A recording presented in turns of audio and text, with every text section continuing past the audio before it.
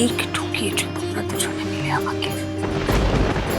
এবার সেই সত্যিটা সবার সামনে আনতে হবে তো, সবাইকে তোমার আসল চেহারাটা দেখাতে হবে তো। বিহান তো এমনি তোমাকে সহ্য করতে পারে না, এরপরে কি করবে না? এসো না, হাসি তোমাকে মানায় না। পৃথা থেকে কিঞ্জল, বাড়ির সমস্ত বাচ্চারা যারা কেউ তোমাকে বাবা বলে ডাকে, কেউ জেঠুমণি বলে ডাকে, ভালোবাসে, সম্মান করে, তারা সবাই তোমার আসল চেহারাটা দেখতে পাবে তো এবার। তুমি সবটা হারাবে তোমার নিজের দোষে।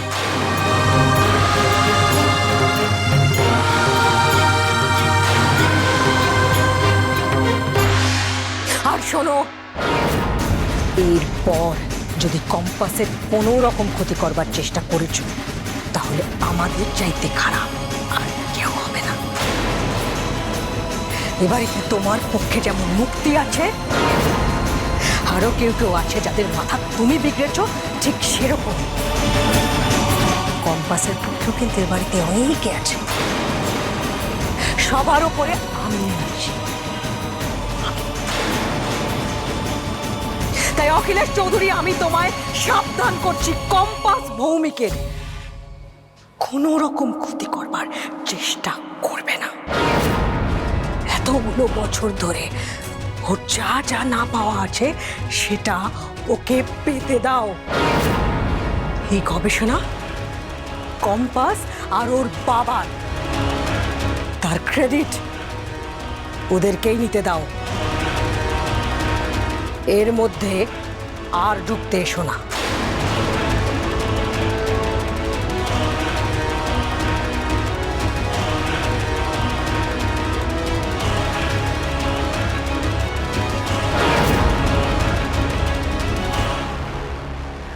শোনো বাবা, তুমি একদম টেনশন করো না। তুমি যাও নার্সিং হোমে, আমি ওখানে মাকে নিয়ে আসবো, কথা দিচ্ছি। মা তোমায় দেখলে যে কি করবে, কি যে শান্তি পাবে।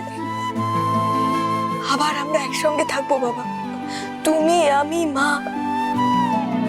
আমাদের যেমন ছোট্ট একটা সংসার ছিল, ঠিক তেমনটাই হবে বাবা, ঠিক তেমনটাই হবে।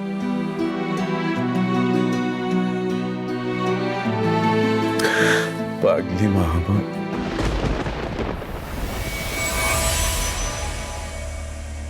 তোর তোর বিয়ে হয়ে গেছে না রে মা? কার সাথে বিয়ে হয়েছে বল আমাকে?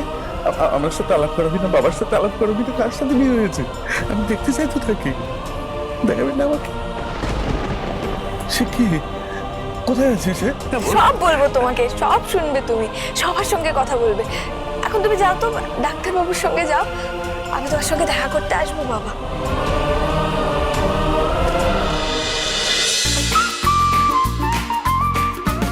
কম্পাস সোম থেকে রবি প্রতিদিন সন্ধে ৬টায় স্টার জলসায় ও জিও হটস্টারে।